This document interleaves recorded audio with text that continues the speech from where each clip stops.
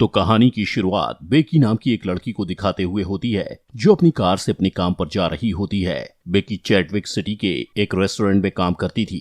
कुछ देर बाद वो रेस्टोरेंट पहुंच जाती है और अपनी कार को पार्किंग एरिया में लगाकर रेस्टोरेंट के अंदर जाने लगती है। तभी उसके पास केविन आता है। केविन भी उसी रेस्टोरेंट में काम करता था। यहाँ से दोनों रेस्टोरेंट के अंदर जाते हैं, जहाँ पर इस रेस्टोरेंट की मैनेजर सैंड्रा बाकी वर्कर्स के साथ इन दोनों का ही वेट कर रही होती है। अब सभी के आ जाने से सैंड्रा सभी वर्कर्स को बताती है कि कल रात किसी ने मेन डोर खुला छोड़ दिया था, जिसकी वजह से किसी ने मेरे $1000 चुरा लिए हैं। सैंड्रा कहती है कि आगे से कोई ऐसा नहीं करेगा, डोर को अच्छी तरह से लॉक करके जाना है। इतना कहकर सैंड्रा सभी को अपना काम करने के लिए कहती है और खुद भी काम में बिजी हो जाती है।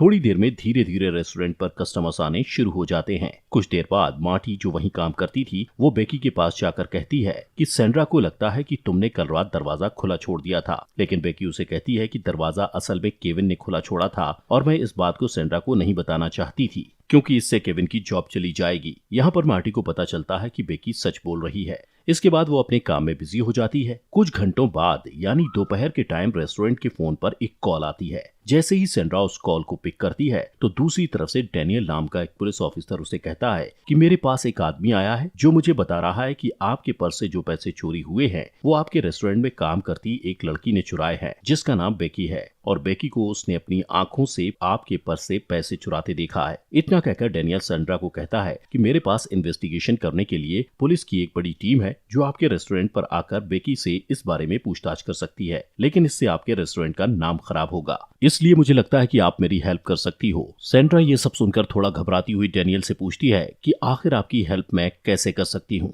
जिस पर डैनियल सैंड्रा को कहता है कि सबसे पहले आप बेकी को रेस्टोरेंट के बैक साइड लेकर आइए और उससे मेरी बात करवाइए। सैंड्रा ऐसा ही करती है। वो तुरंत बेकी के पास जाकर उसको रेस्टोरेंट के बैक साइड ले जाती है और उसे इस बारे में सब कुछ बताकर डैनियल को फोन लगाकर बेकी की डैनियल से बात करवाती है। फोन पर बेकी डैनियल से कहती है कि मैंने ऐसा कुछ भी नहीं किया है, लेकिन डैनियल उसे कहता है कि मेरे पास एक आदमी आया है जिसने तुम्हें सैंड्रा के पर्स से चोरी करते हुए देखा है। इसके बाद डैनियल बेकी से कहता है कि मेरी सैंड्रा से बात करवाओ। डैनियल सैंड्रा से कहता है कि आपको बेकी के पर्स की तलाशी लेनी होगी, जिससे सैंड्रा तुरंत बेकी का पर्स उठा लेती है और साथ ही बेकी को वार्निंग देती है कि अगर तुम्हारे पर्स से मुझे मेरे पैसे मिले तो मैं तुम्हें अभी के अभी नौकरी से निकाल दूंगी। वाले यहाँ पर सैंड्रा बेकी के पर्स को चेक करती है, लेकिन उसे ऐसा कुछ भी नहीं मिलता। सैंड्रा डैनियल को कहती है कि मुझे बेकी के पर्स से कुछ भी नहीं मिला, जिस पर डैनियल उसे कहता है कि बेकी को रेस्टोरेंट में ही पकड़ कर रखो। साथ ही वो सैंड्रा को ये भी कहता है कि आपको मेरी फोन कॉल पर ही मदद करनी होगी। सैंड्रा उसे कहती है कि बेकी ने पहले कभी ऐसा गलत काम नहीं किया है, लेकिन डैनियल उसकी बात का विश्वास नहीं करता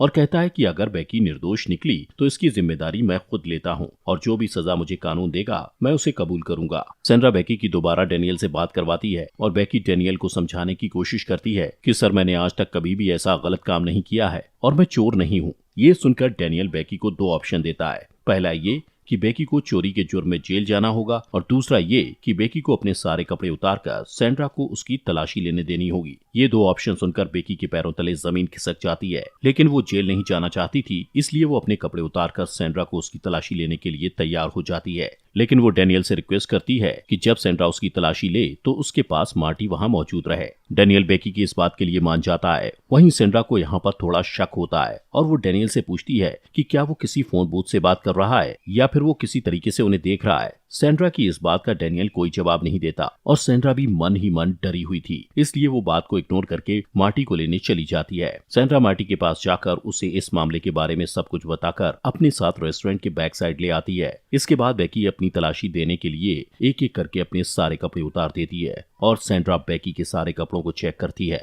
लेकिन उसे कुछ नहीं मिलता। इसके बारे में वो डैनियल को बताती है। डैनियल सैंड्रा को कहता है कि आपको बेकी के अंडरगारमेंट्स भी चेक करने होंगे। अब मजबूरी में बेकी को अपने अंडरगारमेंट्स भी उतारने पड़ते हैं और वो पूरी तरह से न्यूड हो जाती है। लेकिन वहां खड़ी मार्टी को ये देखकर बेकी पर बहुत दया आती है, इसलिए वो एक एप्रॉन उठाकर बेकी को पहनने को देती है। वहीं डैनियल सैंड्रा को कहता है कि आपके रेस्टोरेंट के बाहर एक कार खड़ी है जिसमें आपको बेकी के सारे कपड़े रखने होंगे, जिन्हें मैं बाद में अच्छे से चेक करूंगा। सैंड्रा बेकी के कपड़े बाहर उसकी बताई हुई कार में रखकर वापस आकर मार्टी को वापस काम करने के लिए भेज देती है और डैनियल को कहती है कि आपने जैसा कहा था मैंने वैसा कर दिया। इतना कहकर वो डैनियल से कहती है कि मुझे भी अब अपने काम पर जाना है, वरना हमारा धंधा चौपट हो जाएगा। इस पर डैनियल कहता है कि ठीक है, आप अपने काम पर चले जाओ, लेकिन बेकी पर नजर रखने के लिए किसी आदमी को बुला लो। उसकी इस बात को मानकर सैंड्रा केविन के पास जाकर उसे इस बारे में सब कुछ बताकर उसे अपने साथ रेस्टोरेंट के बैक साइड ले आती है और उससे कहती है कि तुम्हें बेकी पर कुछ टाइम नजर रखनी होगी।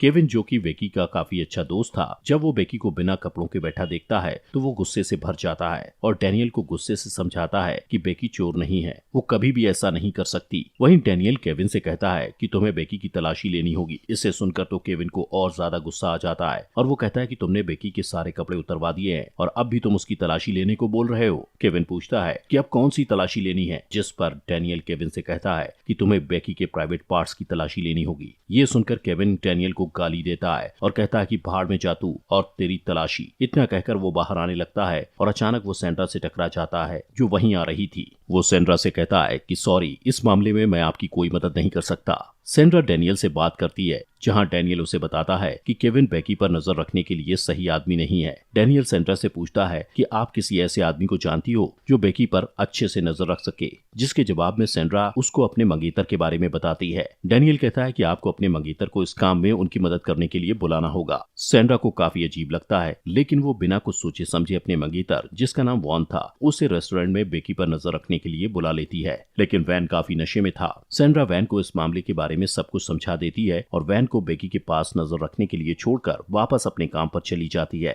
वहीं डैनियल वैन से कॉल पर बात करता है और उसे कहता है कि तुम्हें बेकी को एप्रॉन निकालने के लिए कहना होगा, लेकिन वैन इतना भी नशे में नहीं था कि वो इस बात को समझ ना पाए। वो डैनियल को ऐसा करने से मना कर देता है। डैनियल वॉन को कहता है कि मेरी बेकी से बात करवाओ। डैनियल बेकी से कहता है कि अगर तुम्हें जेल जाने से बचना है तो तुम्हें वही करना होगा जो वैन तुमसे कहेगा। आखिरकार बेकी ऐसा करने पर मजबूर हो जाती है और वैन के सामने ही अपना एप्रॉन उतारकर फिर से पूरी तरह से न्यूड हो जाती है। डैनियल बड़े ही घटिया तरीके से वैन से पूछता है कि बेकी के बॉडी पार्ट्स कितने बड़े हैं, जिस पर वैन कोई जवाब नहीं देता। तभी डैनियल वैन को कहता है कि वो ऐसा इसलिए कर रहा है क्योंकि जिस आदमी ने बेकी को चोरी करते देखा था उसने बेकी की चेस्ट पर कुछ निशान देखे थे, इसलिए तुम्हें उन निशानों का पता लगाना है। वहीं डैनियल को वॉन की आवाज से आइडिया हो जाता है कि वो नशे की हालत में है, इसलिए वो वॉन को कहता है कि तुम्हें बेकी को जंप करने के लिए कहना होगा, जिससे चोरी किए गए पैसे उसके प्राइवेट पार्ट से नीचे गिर जाएंगे। वहीं वैन के कहने पर बेकी नग्न हालत में ही जंप करने लगती है और जब कोई पैसे बाहर नहीं निकलते तो डैनियल वॉन से कहता है कि तुम्हें बेकी के प्राइवेट पार्ट्स को खुद ही चेक करना होगा। वैन अब बेकी से काफी अट्रैक्ट हो चुका था, इसलिए वो बेकी के प्राइवेट पार्ट्स चेक करने लगता है। वहीं बेकी भी अब एक कठपुतली की तरह काम कर रही थी। जैसा जैसा डैनियल उससे करवा रहा था वो बिना कोई सवाल किए करती जा रही थी। अब जब वॉन बेकी का प्राइवेट पार्ट चेक कर रहा था तभी दूसरी तरफ सैंड्रा उनके पास ही आ रही थी, लेकिन इससे पहले कि वॉन को ऐसा करते देख पाती वो रुक जाते हैं। लेकिन सैंड्रा को वॉन पर शक होता है, इसलिए वो उससे पूछती है कि तुम क्या कर रहे थे, जिसके जवाब में वॉन उसे कुछ नहीं बताता, जिससे सैंड्रा डैनियल से बात करके उससे पूछती है, लेकिन डैनियल उससे बड़े ही प्यार से बात करता है जिससे कि वो उस पर शक ना करे। इसके बाद सैंड्रा को लगता है कि सब कुछ ठीक है, जिससे वो फिर से वापस अपने काम पर चली जाती है। सैंड्रा के जाते ही डैनियल वॉन को कहता है कि तुम बेकी के बैक साइड में थप्पड़ मारो। वॉन ऐसा ही करता है, वो बेकी को थप्पड़ मारने लगता है जिससे बेकी को काफी ज्यादा पेन होता है। डैनियल बेकी से कहता है कि तुम्हें एक और काम करना होगा, जिसके बाद तुम आजाद हो जाओगी और मैं तुम पर उसके बाद कोई और कार्रवाई नहीं करूंगा।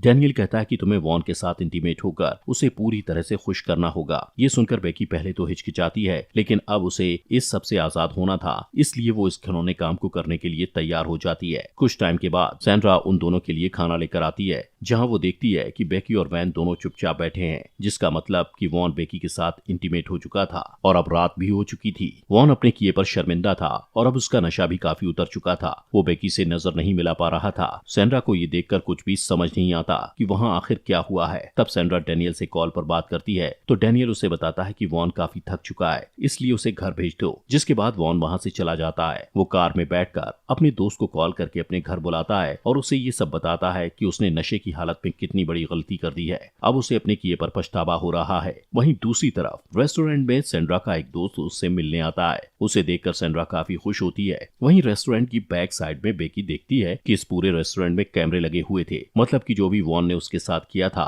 वो रेस्टोरेंट के कैमरास में रिकॉर्ड हो चुका था। वहीं सेंड्रा हैरोल्ड को बेकी के बारे में सब कुछ बताकर उसे कुछ समय के लिए बेकी की निगरानी रखने के लिए मना लेती है और उसे बैक साइड बेकी की निगरानी के लिए छोड़कर अपने काम पर वापस आ जाती है। जिसके बाद डैनियल जब हैरोल्ड से बात करता है तो हैरोल्ड को वॉन ने जो बेकी के साथ किया था वो सब कुछ बता देता है और फिर हैरोल्ड को भी कहता है कि तुम्हें भी बेकी के साथ इंटीमेट होना होगा। ये सब सुनकर हैरोल्ड तुरंत सेंड्रा के पास जाकर उसे ये सब कुछ बताता है कि डैनियल ने वॉन से बेकी के साथ क्या करवाया और अब वो मुझसे भी बेकी के साथ ऐसा ही करने को बोल रहा है। इतना सुनते ही सेंड्रा को अब यकीन हो जाता है कि डैनियल कोई पुलिस ऑफिसर नहीं है। वो तुरंत पुलिस को कॉल करके उनको इस सब घटना के बारे में बताकर वहां बुला लेती है। पुलिस सबसे सवाल जवाब करती है और जब पुलिस बेकी से पूछती है कि तुमने डैनियल को ऐसा करने से मना क्यों नहीं किया, तो बेकी कहती है कि मैं बहुत डर गई थी और मैं इस सब मैटर से आजाद होना चाहती थी। अब इसके बाद पुलिस की इन्वेस्टिगेशन शुरू होती है। वो अलग अलग शहरों में कॉल करते हैं जहाँ से उन्हें पता चलता है कि ऐसी घटना पहले भी जगहों पर घट चुकी है। वहीं पुलिस को डैनियल के नंबर से उसकी लोकेशन का पता चल जाता है, जहाँ जाने पर उन्हें पता चलता है कि डैनियल असल में एक टेलीमार्केटर था